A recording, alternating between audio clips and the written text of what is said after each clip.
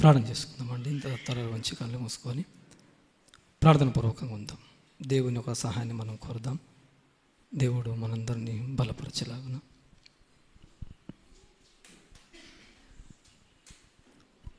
దయగలిగిన మా దేవ, ప్రేమ కలిగిన మా తండ్రి, మీకు కోట్ల కొద్దీ ఉందని చెల్లిస్తున్నాం. కొన్ని నిమిషాలు ఆరాధన వాక్యముగా మేము ధ్యానించబోతుండగా మీ ఆత్మ సహాయాన్ని అనుగ్రహించండి, మమ్మల్ని బలపరచండి తండ్రి. మీ కుమారుని ఈ భూమి మీదికి రాక విషయంలో మీరు తీసుకుంటున్నటువంటి ఒక మంచి నిర్ణయాలు మాకు కనబడుతూ ఉంటాయి బైబిల్లో. దారి తప్పిపోయిన మా జీవితాలని, ఏ దారి కానరాక తిరుగుతున్న మా జీవితాలకు ఆధారము కావాలి. ఆధారము ఎవరు ఇయ్యని ఈ ప్రపంచంలో మీరే దయదలిచి మీ కృప చూపించి మమ్మల్ని అందరినీ దారిలో ఉంచడానికి మీ కుమారుణ్ణి భూమి మీదకి పంపారు. ఆ కొన్ని మీ మాటలు మేము వింటుండగా మీరు మమ్మల్ని బలపరిచి స్థిరపరిచి నడిపించమని మా ప్రభు మా రక్షకుడైన క్రీస్తు యేసు ప్రభు నామమున ప్రార్థించి అడిగి వేడుకున్న మా పలుకున తండ్రి, ఆమేన్. అదేవిధంగా పెద్దలు, దైవజనులు అన్నగారికి ప్రభు పేరిట ఉందని చెల్లిస్తున్నాను. కూడి వచ్చిన మీ అందరికీ కూడా ప్రభు పేరిట అందరికీ ఉందని చెల్లిస్తున్నాను. ఈరోజు కొన్ని విషయాలు, వాక్య భాగంలో ఉన్న విషయాలు మనము ఆలోచిద్దాము. దేవుని అనాది ప్రణాళిక బైబిల్లో రాయించిన మాటలు. దేవుడు ఈ భూమి మీదికి మనుషులందరూ రావాలి అన్నది, ఇది దేవుని ఒక సంకల్పం అనే విషయాన్ని మనం చూస్తుంటాం బైబిల్లో. మనం డిసెంబర్ మాసంలో ఉన్నాం కనుక త్వరలోనే మనం అందరము క్రిస్మస్ అనే ఒక సందర్భంలోనికి అందరము ప్రవేశిస్తూ ఉంటాం. అదే 25వ తారీఖు అనే విషయాన్ని. ఇందులో ఎవరికి తోచింది వాళ్ళు చేసుకుంటూ వెళ్ళిపోతున్న వాళ్ళ సంఖ్య మనకు కనబడుతూ ఉంటుంది. కానీ దేవుడు దయదలిచి మనల్ని ప్రేమించి సత్యమైన ఒక సంఘాన్ని మనకిచ్చి అందులో మన జీవితాల్లో కట్టుకోవడానికి దేవుడు చూపించినట్టు ఒక కృప ఇది మనకు. నిజంగా దేవుడే దయదలచకపోతే, దేవుడే కృప చూపించకపోతే ఈ జ్ఞానాన్ని మనము పోగొట్టుకున్న వాళ్ళం అయ్యేవాళ్ళం. ఇంత సిన్సియర్ అనేది క్రైస్తవ్యములో మనకు ఉండకపోయేది కాదు. కానీ దేవుడు ఆయన అపారమైన ప్రేమతో మనల్ని పిలిచి సంఘంగా మనందరినీ సమకూర్చిన దేవుడు. అందరిలా కాక దేవుని ఆలోచనల మేరకు భూమి మీద మనమందరము కట్టబడడానికి ఆయన దాసులని మన మధ్యలో ఉంచి ప్రతినిత్యము ఆయన వాక్యాలను నేర్పిస్తూ ఉన్నాడు మనకు. ప్రియమైన దేవుని వల్లరా, అందుకని దేవుడు భూమి మీదకి పంపినది కోటాన కోట్ల మనుషులు అన్నట్టు కనబడుతూ ఉంటుంది. దేవుడు భూమి మీదకి పంపించిన కోటాన కోట్ల మనుషుల వెనకాల దేవుని ఉద్దేశం ఏమై ఉందో బైబిల్ మనకు తెలియజేస్తూ ఉంటుంది. ఏదైనా దేవుడు ఆలోచన లేనిది ఏ కార్యాలు ఆయన తలపెట్టాడు అని కనబడుతూ ఉంటుంది. ఈరోజు మనకు కనబడుతున్న ఆకాశం కానివ్వండి, ఆకాశంలో కనబడుతున్న సూర్యుడు కానివ్వండి, చంద్రుడు కానివ్వండి, ఈ ప్రకృతి అంతా కూడా కానివ్వండి, ఇది ఉన్నది మన కొరకు అని మనం ఆలోచిస్తూ ఉంటే ఈ భూమి మీద ఉన్న మనుషులు దేవుని కొరకు అనేది సమాజం అంతా కూడా మర్చిపోయింది అనడానికి బైబిల్లో మనకు కొన్ని కనబడుతున్నటువంటి వచనాలు ఉన్నాయి. దేవుణ్ణి మర్చిపోయిన వాళ్ళే కాదు, దేవుడు లేడు అనే తెగ కూడా మనకు బైబిల్లో కనబడుతూ ఉంటుంది. అంటే మనుషులు ఎలా దారి తప్పిపోయారో, దారి తప్పిపోయిన మనుషులని తిరిగి దారిలోనికి తీసుకొని రావడము చాలా కష్టంగా మనకు కనబడుతూ ఉంటుంది. కుటుంబంలో అప్పుడప్పుడు మనకు కనబడుతున్న వాళ్ళు, కొంతమంది బాగున్న వాళ్ళు పిల్లలు ఉంటే మరి కొంతమంది బాగలేని పిల్లలు మనకు కనబడుతూ ఉంటారు. తల్లిదండ్రులకు తలపోటు ఉంటుంది మళ్ళీ వాని దారిలోనికి తీసుకొని రావడానికి. ఎవరినెవరినో అడుగుతూ ఉంటారు, ఎవరెవరికో చెబుతూ ఉంటారు. మా పిల్లలు బాగవ్వాలి అని తల్లిదండ్రులు పడుతున్న ప్రయాసము వర్ణ అతీతంగా కొన్ని కుటుంబాల్లో మనకు కనబడుతూ ఉంటుంది. పిల్లలు బాగు కావడానికి, పిల్లల్ని సరైన దారిలో పెట్టడానికి కొంతమంది తీసుకుంటున్న నిర్ణయాలు కూడా వర్ణించలేనంతగా మనకు కనబడుతూ ఉంటుంది.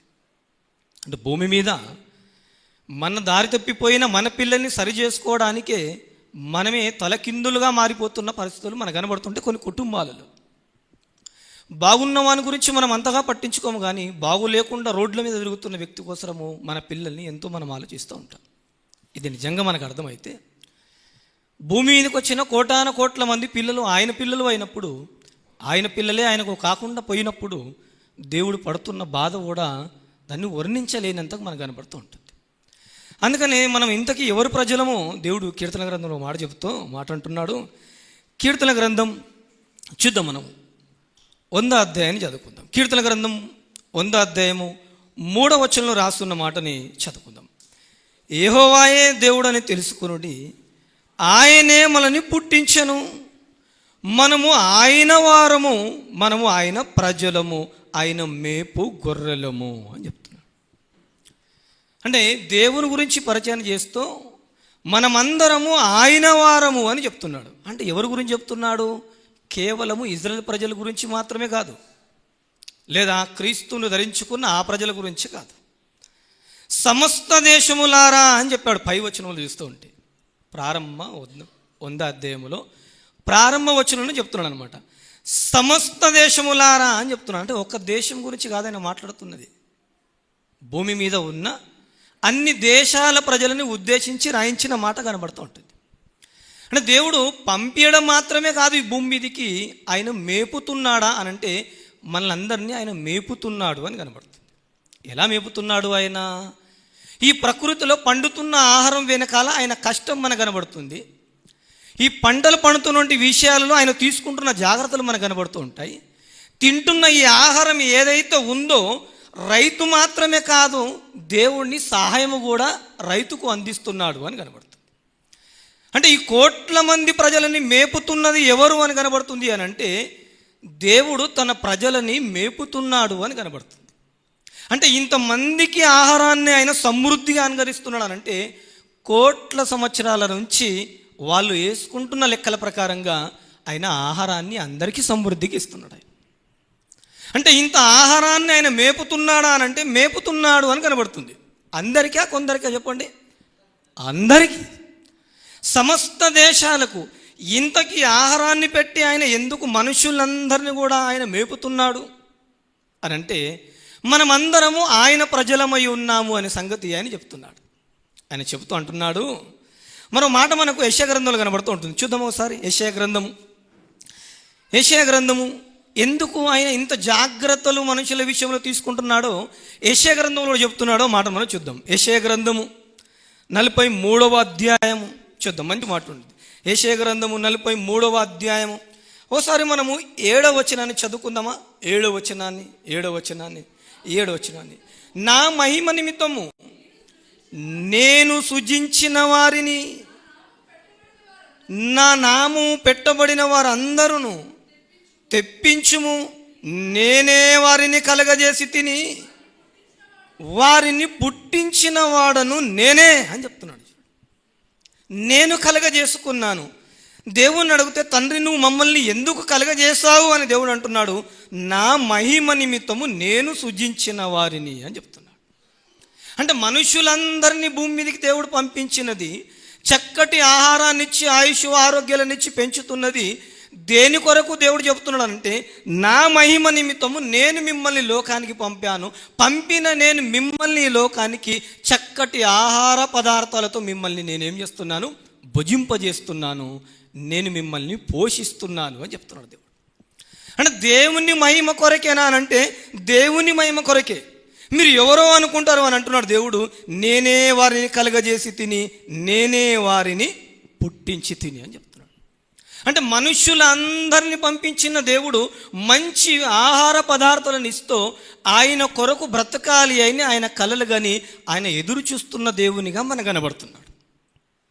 అంటే దేవుడిలో న్యాయం ఉందా అని అంటే దేవునిలో న్యాయం ఉంది, కానీ దేవుని చేత సృజింపబడి లోకానికి వచ్చిన మనుషులు ఆ దేవుణ్ణి మరిచిపోయారు అని కనబడుతుంది అని చెప్పి 21వ వచనంలో అంటున్నాడు ఆయన. 21వ వచనంలో నిజంగా ఎంత బాగుంటుంది ఆ మాట మనం చూద్దాం ఒకసారి. 21వ వచనం నా నిమిత్తము నేను నిర్మించిన జనులు నాకు స్తోత్రములను ప్రచురము చేయుదురు. నా నిమిత్తము అని చెప్తున్నాడు చూడండి, నా నిమిత్తము అని చెప్తున్నాడు.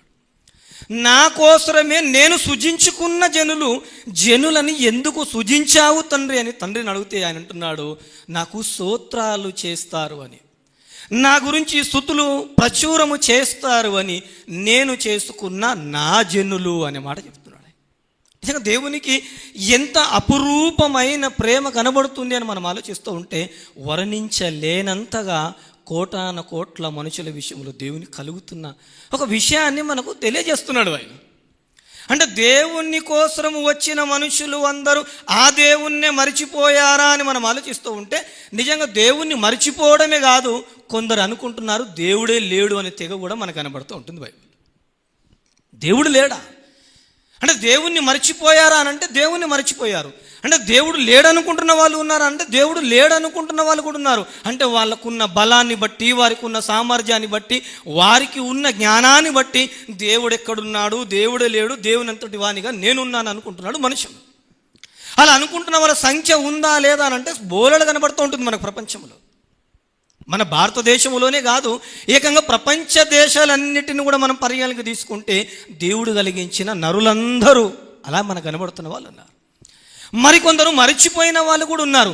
ఎందుకు ఈ లోకానికి వచ్చిన తర్వాత ఆ దేవుణ్ణే మరిచిపోయారు అని మనం ఆలోచిస్తూ ఉంటే రంగుల ఈ ప్రపంచాన్ని చూసి, రంగుల వైభోగాన్ని చూసి ఈ ప్రపంచమే శాశ్వత కాలము అన్నట్టుగా మనుషులందరూ బ్రతుకుతున్న వాళ్ళ సంఖ్య కోట్లు మనకు కనబడుతూ ఉంటుంది. అందులో అందరూ మర్చిపోయారా దేవుణ్ణి అంటే అందరూ మర్చిపోయారు. యేసుక్రీస్తులోనికి రాకముందు మనము మర్చిపోయిన వాళ్ళమే అందరం. యేసుక్రీస్తు పరిచయము కాకముందుకు, ఆయన శక్తి సామర్థ్యాలు మనకు తెలియక ముందుకు దేవుడంటే ఎవరో తెలియని ప్రజలుగా మనము ఉన్నాం. ఒకప్పుడు ప్రజలు ఇప్పటికీ అలాగే ఉన్న వాళ్ళు ఎందరో మనకు కనబడుతూ ఉంటారు. కానీ దేవుడు ఆయన కృపచేత, ఆయన ప్రేమ చేత దేవుడు ఆయన దగ్గరికి రావడానికి మన మీద దయదలిచి ఆయన ఈరోజు పరిశుద్ధుల మధ్యలో మనందరినీ కూర్చుని పెట్టాడు. మర్చిపోయారంటే అందరూ మర్చిపోయారు. చూడండి, ఒకసారి కీర్తన గ్రంథానికి వెళ్ళిపోతూ ఉంటే ఎలా మర్చిపోయి ఇలా మాట్లాడుకుంటున్న వాళ్ళు ఉన్నారో కీర్తన గ్రంథంలో ఓ భక్తుడు మనకు సెలవిస్తున్న మాట కనబడుతూ ఉంటుంది. చూద్దాం ఒకసారి కీర్తన గ్రంథము 14వ అధ్యాయం. కీర్తన గ్రంథము చూద్దాం. కీర్తన గ్రంథం 14వ అధ్యాయము ప్రారంభ వచనం చదువుకుందాం. దేవుడు లేడని బుద్ధిహీనులు హృదయములో అనుకుందురు, వారు చెడిపోయిన వారు, హసయ కార్యములు చేయువారు, మేలు చేయువాడు ఒక్కడునూ లేడు. చూడండి, అంటే భూమి మీదికి వచ్చిన తర్వాత ఈ ప్రపంచం మైమరుపులో మనుషులందరూ మర్చిపోయామనుకున్నారు అని అంటే ఏకంగా దేవుడే లేడు అన్న స్థాయికి నరులందరూ వెళ్ళిపోయిన వాళ్ళు కనబడుతున్నారు. చూడండి, మనుషులందరా? అవును, మనుషులందరూ వెళ్ళిపోయారు. అంటే మనుషులందరూ దారి తప్పిపోతున్నారు. అసలు మేలు చేసేవారు ఒక్కరు కూడా లేరా అని ఆలోచిస్తూ ఉంటే ఆయన ఉన్న నివాస స్థలములో నుండి, ఆకాశముల నుంచి భూలోకం వైపుకు చూస్తే మనుషులందరినీ ఆయన పరిశీలించినప్పుడు ఆయన పరిశీలనలో మేలు చేసేవారు ఒక్కరు కూడా కనబడడం లేదు. అందరూ మరిచిపోయిన వాళ్ళు కనబడుతున్నారు. అంటే సృష్టించిన దేవుణ్ణి మర్చిపోయారు. పంపించిన దేవుణ్ణి మర్చిపోయారు అంటే అవును, పంపించిన దేవుణ్ణి మర్చిపోయారు. అంటే ఆహారాన్ని పెట్టి ప్రతినిత్యమును పోషిస్తున్న దేవుణ్ణి అంటే ఆ దేవుణ్ణే మర్చిపోయారు అని చెప్తుంది బైబిల్. అందరూ మర్చిపోయారు. ఎందుకు మర్చిపోయారు అని అంటే అందరూ వారి వారి పనుల్లో నిమగ్నమైన వాళ్ళు కొందరున్నారు. మరికొంతమంది ఈ ప్రకృతిలో ఉండేసి ఈ ప్రకృతే సర్వమును అనుకుంటున్న వాళ్ళు సంఖ్య రోజు రోజుకు పెరిగిపోతూ ఉంటుంది. మీరు చూడండి, అప్పుడప్పుడు జాతరకి వెళ్ళిపోతూ ఉంటారు చాలామంది. పిల్లల్ని తీసుకొని వెళ్ళిపోతున్న వాళ్ళు కనబడుతుంటారు. చూడండి, మరి జాతర అనుభవం అనేది మీకు ఉంటుంది కొంతమందికైనా, ఉండదా? జాతర అనగానే చాలా సంఖ్య పెద్దగా ఉంటుంది. ఆ పెద్ద సంఖ్యలో అక్కడ చక్కగా పిల్లలు ఆడుకునే వస్తువులన్నీ కనబడుతూ ఉంటాయి. అక్కడ వెళ్ళిపోయిన తర్వాత ఎక్కడ నా పిల్లలు తప్పిపోతారో అని చేతుల్లో చేయి పట్టుకుంటాడు. చూడండి, తండ్రి చిన్న పిల్లలని తల్లి పట్టుకుంటుంది. అలా జాతరలో గుంపులో అందరూ వెళ్ళిపోతూ ఉంటారు. ఒకవేళ నా బాబు తప్పిపోతాడేమో అని చెయ్యి చాలా గట్టిగా పట్టుకుంటూ ఉంటారు. నా చెయ్యి వదులు, అమ్మ నా చెయ్యి వదలండి, నేను పట్టుకుంటాను అని అంటే పట్టుకునే స్థలం వేరే ఉంటుంది. ఈ స్థలంలో నేను మాత్రమే నేనేం చేయాలి, పట్టుకోవాలి నాన్న అంటుంటాడు. ఎందుకు పట్టుకోవాలి మీరు చెప్పండి? అవన్నీ రంగులన్నీ కూడా చూసేసరికి ఏమనిపిస్తూ ఉంటుందంటే వాడు ఎటు పరిగెత్తుతారో మనకు తెలియదు. ఒకవేళ పరిగెత్తుతున్నప్పుడు జనాలలో పడిపోయి వాళ్ళు తప్పిపోతారేమో భయం మనకు ఉంటుంది. మీరు చూడండి, అది చూస్తున్నప్పుడల్లా ఏదో కావాలని పరిగెత్తుతూ ఉంటారు, ఏదో కావాలని పరిగెత్తుతూ ఉంటారు. ఆ బొమ్మలు చూసినప్పుడు నాకు కావాలి అని ఏడ్చే వాళ్ళు కూడా కనబడుతుంటారు. మీరు చూడండి, ఆడు ఏది ఏడ్చినా కూడా మనం ఏం చేస్తుంటాం, చెయ్యి అలా గట్టిగా పట్టుకొని మనం వెళ్ళే పని అంతా పూర్తవ్వాలని అనుకుంటుంటాం. ఎందుకు అలా గట్టిగా పట్టుకున్నాం?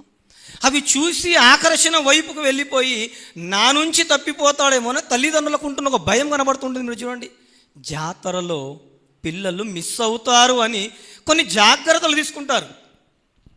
తల్లిదండ్రులకు ఉన్న భయం అలా కనబడుతుంటుంది. కానీ దేవుడు ఈ లోకానికి వచ్చిన తర్వాత, మనుషులందరూ పంపించిన తర్వాత, ఈ రంగుల వైభోగం కలిగిన ఈ ప్రపంచంలో మనుషులందరూ నిమగ్నమైన వాళ్ళు ఉన్నారు. అందరూ ఉన్నారు ఇందులో సామాన్యులు ఉన్నారంటే సామాన్యులు ఉన్నారు, గనులు కూడా ఉన్నారా అంటే గనులు ఉన్నారు. ఇందులో ఈ ప్రకృతే సర్వమును అనుకొని బ్రతుకుతున్న సంఖ్య మనకు కనబడుతూ ఉంటుంది. కానీ దేవుడు మైమరిచిపోయిన ఈ ప్రజలందరినీ కూడా మేలుకొల్పాలి అనుకున్నాడు. అలా అనుకున్న దేవుడు ఏమనుకున్నాడు అంటే, మరిచిపోయిన ఈ ప్రపంచములోనికి, మరిచిపోయి నాశనానికి వెళ్ళిపోతున్న ఈ ప్రపంచానికి నేను కాపాడాలి అనుకున్నాడు దేవుడు. కాపాడాలనుకున్న దేవుడు ఏమైనా కాముగా ఉన్నాడా అని ఆలోచిస్తూ ఉంటే, ఆయన ప్రారంభము నుంచి ఎన్నో ప్రయత్నాలు ఆయన నిద్ర లేకుండా కునుకకుండా ప్రజలందరినీ కాపాడే ఆలోచనలో ఎంతోమంది భూమి మీదకి రక్షకులను పంపించినట్లు కనబడుతుంటుంది. మీరు చూడండి, ఎంతోమంది రక్షకులని భూమి మీదకి పంపించాడు. మనుషులందరినీ మేలుకొల్పాలి అనుకున్నాడు. కొందరిని కాదు అందరినీ మేలుకొల్పాలి అనుకున్నాడు. ఎందుకు అందరినీ రక్షించడానికి రక్షకులని ఈ లోకానికి పంపించాడు అంటే, రక్షణలో లేని ప్రజలు, జాగ్రత్తలో లేని ప్రజలు, భూమే జాగ్రత్త అనుకుంటున్న బ్రతుకులైన జీవితాలలో భూమిని, కాలాన్ని ముగించి వెళ్ళిపోతున్న, మరో ప్రమాదములోనికి వెళ్ళిపోతున్న ఈ మనుషులని కాపాడడానికి రక్షకులను పంపించిన ఈ భూమి మీద ఉన్న మనుషులు ఎవ్వరూ వినలేరు అని కనబడుతుంటుంది బైబిల్. మనం మరో విషయాన్ని మనం ఆలోచిస్తూ ఉంటే బైబిల్లో నిజంగా ఎంతటి చక్కటి మాట రాయిస్తాడో అది కూడా చూద్దాం మనం.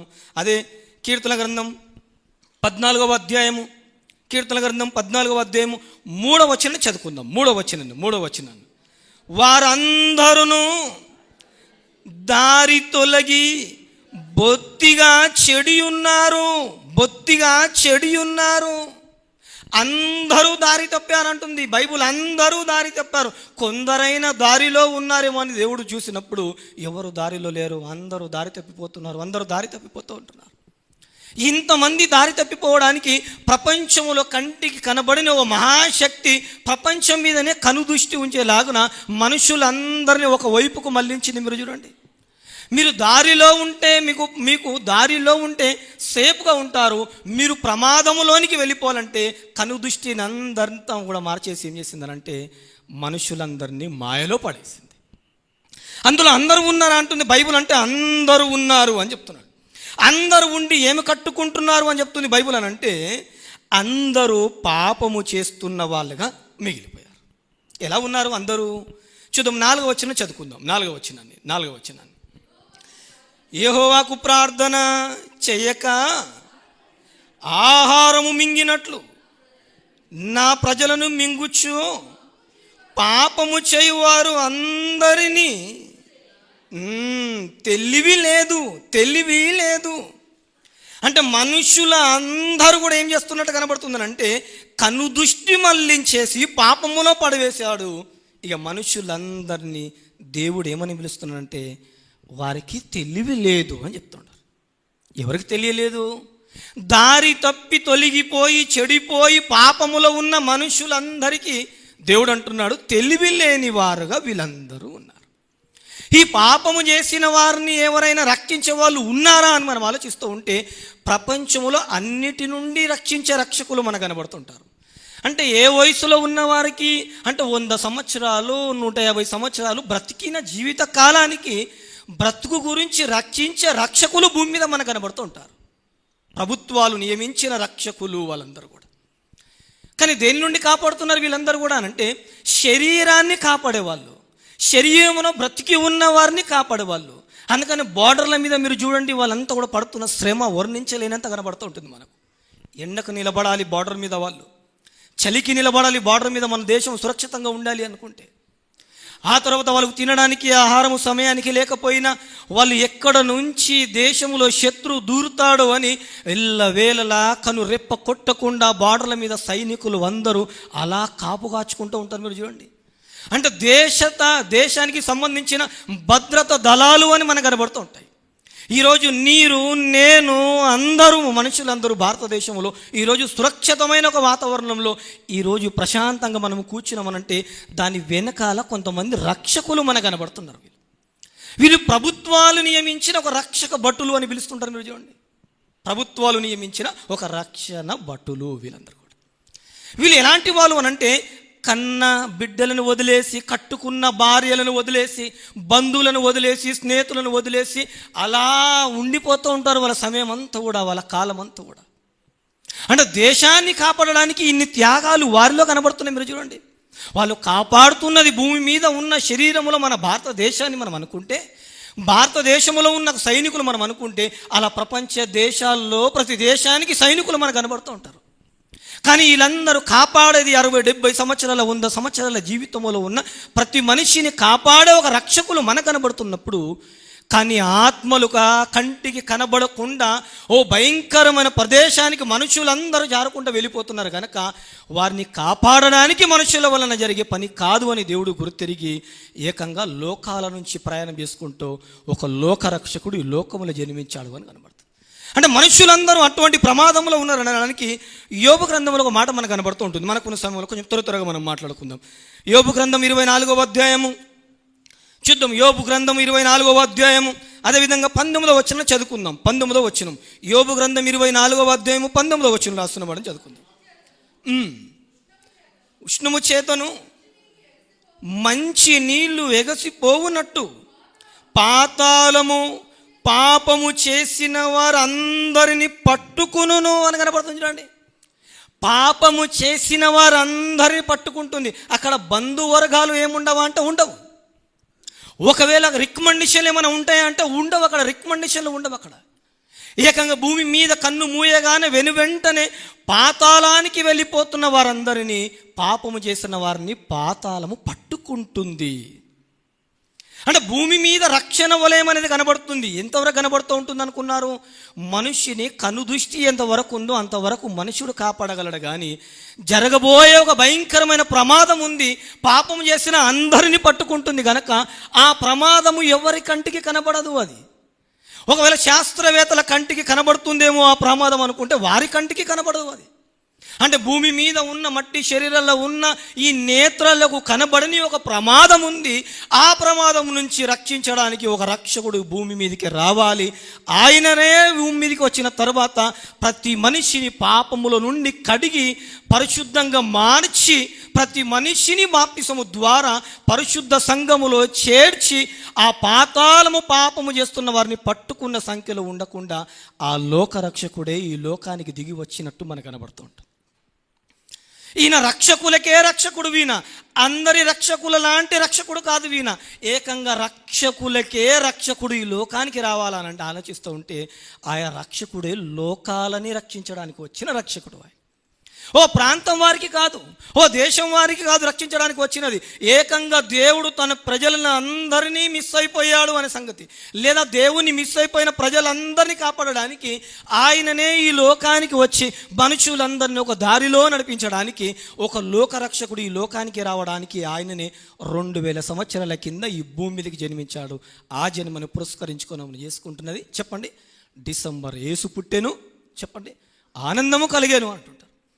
కానీ ఆయన పుట్టిన పరమార్థం వెనకాల దాని యొక్క చరిత్ర మనకు కనబడుతూ ఉంటుంది, మనం వింటున్నది. కానీ పుట్టాడు కనుక మనుషులు రకరకాల పండుగలు చేసుకునే వాళ్ళు కనబడుతుంటారు. మీరు చూడండి, దాని వెనకాల అంతరాయం కనబడుతూ ఉంటుంది, లేదా దాని వెనకాల ఒక సారాంశం మనకు కనబడుతూ ఉంటుంది. ఆయన పుట్టడం వెనకాల దేవుని ప్రజలందరూ కూడా అందరినీ ఒక తాటి మీదకి తీసుకొచ్చి దేవుడు ఎదురు చూస్తున్నాడు మీ కొరకు అని చెప్పడానికి ఆయన ఈ భూలోకానికి వచ్చాడు. వచ్చిన ఆయన ఎలా వచ్చాడో చెప్తుంది, ఒకసారి మనం చూద్దాం బైబిల్ గ్రంథంలో. అదే లూకా సువార్త 2వ అధ్యాయం ముగించుకునే ముందు లూకా సువార్త 2వ అధ్యాయము 11వ వచనం రాస్తున్న మనం చదువుకుందాం. దావీదు పట్టణమందు నేడు రక్షకుడు మీ కొరకు పుట్టి ఉన్నాడు, మీ కొరకు పుట్టి ఉన్నాడు, ఈయన ప్రభు అయిన క్రీస్తు. ఈయన ప్రభు అయిన క్రీస్తు ఒక రక్షకుడు ఈ లోకానికి వచ్చాడు అని ప్రారంభంలోనే ఆయన శిశువుగా ఉన్నప్పుడు ఏకంగా గొల్లల దగ్గరికి దేవదూత వచ్చేసి, మీ కొరకేనయ్యా ప్రపంచాన్ని కాపాడడానికి ఒక రక్షకుడు ఈ లోకానికి వచ్చాడు అని చెప్తుంది బైబిల్ చెప్తున్నట్టు మాట. మరో మాట చూద్దామా? మత్తయి సువార్త మొదటి అధ్యాయం 21 వచనం రాసిన మాట చదువుకుందాం. మత్తయి సువార్త మొదటి అధ్యాయం 21 వచనం. ఆమె యొక్క కుమారుణ్ణి కనును, తన ప్రజలను వారి పాపముల నుండి ఆయననే రక్షించును అన్నమాట కనబడుతుంది చూడండి.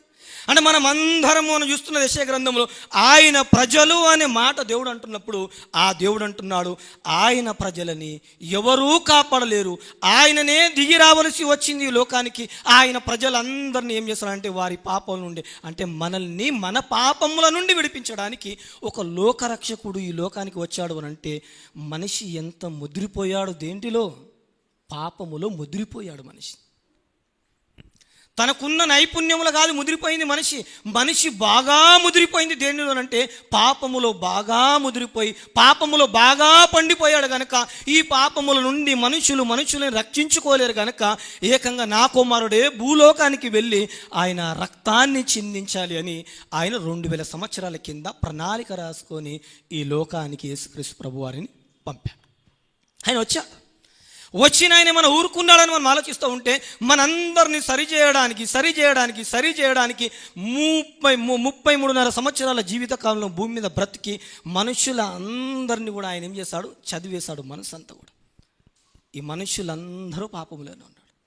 కానీ నిజంగా ఎలా ఉన్నాడు అని అంటే ఆయన పాపులతో ఉన్నాడే కానీ పాపము చేయకుండా పరిశుద్ధునిగా మిగిలిన ఒకే ఒక వ్యక్తిగా మనకు కనబడుతున్నది ఆయన లోకరక్షకుడు అయిన యేసుక్రీస్తు ప్రభు. ఇప్పుడు మీరు చూడండి, అంటే యేసు ప్రభు ఎందుకు వచ్చాడో అని మనం ఆలోచిస్తూ ఉంటే ఏకంగా మనము స్టేజీల మీద డ్యాన్సులు చేయడానికి కాదు ఆయన వచ్చింది. అంటే ఏకంగా మనము చేస్తున్న కార్యక్రమం వలన ఒక మెసేజ్ వెళ్ళాలి, ప్రజలకు ఒక మెసేజ్ అందాలి. అంటే యేసు ప్రభు ఎందుకు వచ్చిండో సమాజానికి తెలియాలి. దాని వెనకాల ఎందుకు ఆయన ప్రాణాన్ని పెట్టాడో తెలియాలి. ఆయన ఏకంగా స్వర్గాన్ని వదిలేసి, దేవదూతల్ని వదిలేసి, వైభోగాన్ని వదిలేసి, ఉన్నత స్థానాన్ని వదిలేసి ఒక దాసునిగా, ఒక మనిషిగా ఈ లోకంలో జన్మించాడు అంటే దాని వెనకాల ఎంతో కష్టం కనబడుతుంది. దాని వెనకాల చరిత్ర ఎంతో మనకు కనబడుతుంటుంది. బైబుల్ వచ్చేసి డ్యాన్సులు చేసినంత మాత్రాన సమాజానికి ఏం వెళుతుంది? ఒక వాక్యం అని అంటే ఏం వెళ్ళదు. ఏమండి, వాళ్ళు సీని పాటలు పెట్టుకొని డ్యాన్సులు చేస్తూ ఉంటారు, మన వాళ్ళు ఏకంగా యేసు ప్రభు పాటలు పెట్టుకొని డ్యాన్స్ చేస్తూ ఉంటాం. వారికి మనకు వ్యత్యాసం ఏముంది ఇప్పుడు చెప్పండి? ఏముండదు. ఇక మరి కొంతమందిని యవనస్తులు చూస్తూ ఉంటే స్టార్ ఎంత పెద్దగా ఉంటుందో అంత బాగుంటుంది మా ఊర్లో అనుకునే వాళ్ళు ఉంటారు. ఆ స్టార్ వాళ్ళు మొయ్యలేరండి, అంత పెద్ద స్టార్ ఉంటుంది. దానికి చక్కగా కటోళ్ళు కడుతూ ఉంటారు. ఇక స్టార్ వెలుగుతూ ఉండాలి, వీళ్ళు వెలగరు కానీ స్టార్ వెలుగుతూ ఉండాలి. అంటే ప్రపంచానికి అంతా మీరు వెలుగు అని దేవుడు అంటూ ఉంటే ప్రభా మమ్మల్ని వెలుగనకు ప్రభా, మేము వెలగడానికి మా సెంటర్లో ఒక స్టార్ను కొని పెడితే సరిపోతుంది అనుకుంటారు. దానికి ఎంతమంది ఎంకరేజ్ చేస్తుంటారు మీరు చెప్పండి? ఏమంటే సంఘ పెద్దలు లేరంటారా మీరు చెప్పండి? సంఘ పెద్దలు కూడా ఉంటారు. ఏకంగా సంఘంలో ఉన్న యూత్ లీడర్లు లేరంటారా మీరు చెప్పండి? యూత్ లీడర్ ఉన్నాడు. దాని కొరకు ఏకంగా కర్రల మీద కర్రలు అలా కట్టుకుంటూ వెళ్ళిపోయి 2 ఫ్లోర్ల పైన కడుతూ ఉంటారు. దేన్ని అనుకున్నారు? స్టార్. అంటే నక్షత్రం ఉంటే చాలు. ఏం జరుగుతుందో ఇప్పుడు సమాజానికి? ఓహో, నక్షత్రం వెలుగుతుందంటే ఈ ఊరిలో భారీ పండగ జరుగుతుందన్నమాట. అంటే ఏ పండగ? యేసు ప్రభు పుట్టాడు కనుక యేసు ప్రభు సందర్భంలో పండగ జరుగుతూ ఉంటుంది. మరికొందరు చూస్తూ ఉంటే ఏకంగా ఏం తీసుకురావాలి? చికెన్ పెడితే బాగుంటుందా, లేదా మటన్ పెడితే బాగుంటుందా, బిర్యానీ పెడితే బాగుంటుందా, బగారా పెడితే బాగుంటుందా? ఎన్ని ఉంటాయి అనుకున్నారు లిస్టులన్నీ కూడా. ఒక్కొక్క ఊరిలో, ఒక్కొక్క ప్రాంతంలో, ఒక్కొక్క సంఘంలో రకరకాల లిస్టులు ఉంటాయి. మీరు చూడండి.